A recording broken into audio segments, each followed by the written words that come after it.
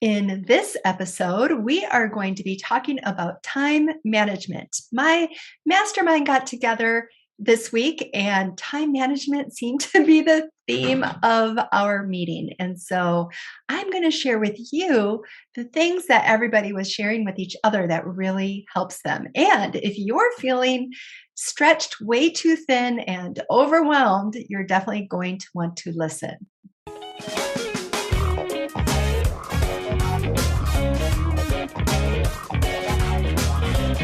Welcome to the Breakthrough Mastermind Show. I'm your host, Jen Argue, and I facilitate masterminds for women entrepreneurs who want to grow their businesses to help others and create financial independence.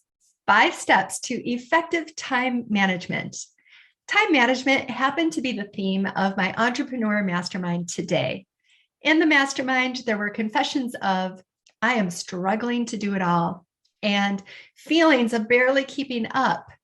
The big question was, how do we have the time to cultivate a long-range vision for our business and keep up with email and everything going on from week to week? Usually when people are overwhelmed, they say things like, I'm so tired at night, I don't even have the energy to wash my face. Or I want to hire help, but I don't have the time. And I can usually do things faster myself. Or I start the day ready, but I feel so overwhelmed that I get nothing done. If you've been there or you are there right now, you are not alone. The funny thing was, everybody had tips that worked for each other. It's just that sometimes we forget those tips ourselves. And taking the time to remember energizes us to put those best practices into practice. So here are the 5 steps that works for my group members that they all shared with each other. Step 1, only prioritize one item per day. So I gifted a beautiful annual planner to my mastermind group members this year. And at the top of every page, there are 3 lines for the top goals of the day. However, the group consensus is that one top goal per day is so much better and achievable. And if it's not, then probably that top goal needs to be broken down into smaller chunks. When your focus is on one thing, one top goal of the day, it's like gathering all the sun's energy with a magnifying glass to catch a piece of paper on fire versus putting a piece of paper out on a sunny day and expecting anything to happen. The energy is too dispersed to make a difference. One top goal per day will keep your energy laser focused, which will help you make progress faster and keep your mood up from the daily win. Step 2, only check email twice a day. Checking your email twice a day was a huge one. My mastermind members are in demand. They have teams, they have customers, and being available throughout the day is something their heart is telling them they should be doing. But in actuality, the less available they are, as in twice a day email check-ins, the more resourceful their team and customers will get because they're not getting dependent on them answering all their problems. And if there's a reason that you need to be available to manually do something whenever a sale is made, then that's telling you that you probably need to hire someone else to do that. And setting up a system is probably a good answer too. And any system that you set up, typically you can have somebody else do. Also, every time we check email, we are context switching. Every time we check our email, we lose focus. And research says it can take an average of 15 minutes to get our focus back. Think of the time lost if you're checking email once an hour or more. Pick the times that work for you. Many people like to check their emails mid-morning, like 9 a.m., and again an hour before work ends. So around 4:30 or 4 o'clock. Getting your email checking habit down to twice a day will help you focus on the more important needs. Step 3 is break down tasks by importance.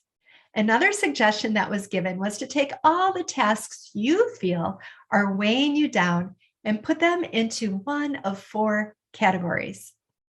The first category is very important and most urgent. The second category is very important and least urgent. The third category is least important but most urgent. And the fourth category is, you guessed it, least important and least urgent. Once you define which task belongs in which category, you'll know what level of energy and attention to give to it. When it comes to our to-do list, it is all about prioritization. Obviously, the category that's very important and most urgent needs to be prioritized. For the rest of them, I would decide the best course of action that I'm going to be outlining in the next step. Step 4, DAD. DAD stands for delegate, automate, or delete. When it comes to our to-do list and things that aren't urgent or extremely important, we can consider options for getting them done that don't include us. We can DAD, we can delegate, automate, or delete. First, many of these things can be delegated. One objection I hear a lot is that people don't have the time to teach someone how to do something when they can do it themselves faster. And my response is always, it'll cost you time now to save time later. So yes, you can do it faster right now, but in the long run, your teammate will learn how to do it and probably over time get much better and much faster than you at it. So delegating is an investment with an upfront cost that pays dividends over time. Second, you can implement a system for these things. Anything that you can develop a system for can usually be delegated. And third, you can probably delete a lot of those items. And now some of you might be freaking out like, well, this is a great idea. I don't want to delete this. It doesn't always have to be forever. So that's always a good feeling for people who don't like to get rid of good ideas. It can just be for now. So if you're afraid to delete an item or afraid that you'll forget about it, make a parking lot section where you park ideas and tasks for now, knowing you'll revisit it later to reevaluate. And oftentimes when you do go back later, you'll find it really wasn't that important after all. Many people use a section on their productivity tool like Asana or Trello. Some people simply use their notes or a Google Doc for their parking lots. So you can be creative and keep that parking lot wherever is easiest for you. Step 5 is a balanced mindset. This 5th step includes the hardest skill to master, and that's having a balanced mindset. That includes giving yourself grace when you're feeling stretched past your limit, and remembering to keep the most important things in your life first. I always say your mental health, your body, and your key relationships all come before business. Why? Well, other than the reason that if you don't have a well-functioning team and a way to scale that doesn't include you, if you fall back, your business will fall back. So taking care of your body and your mental health will ensure your best ability that your business will stay functioning. And keep your key relationships alive and intact, because that's what really matters in life, right?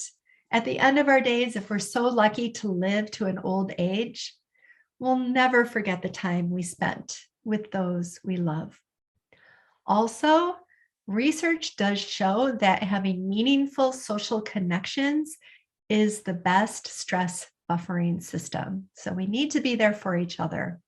And there you have it, the 5 steps to getting the most important things done in the best way.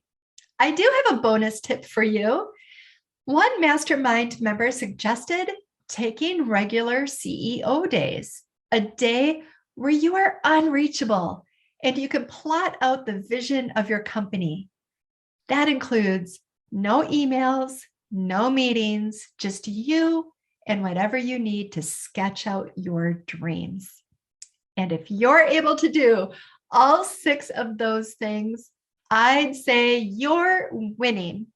And they're all completely doable. So let me know which you would love to implement, or which one caught you by surprise, or what you want to do more frequently. If you're looking for more support, challenge, and inspiration in running your online business, I would love to have you apply to my mastermind. Check it out at jenargue.com.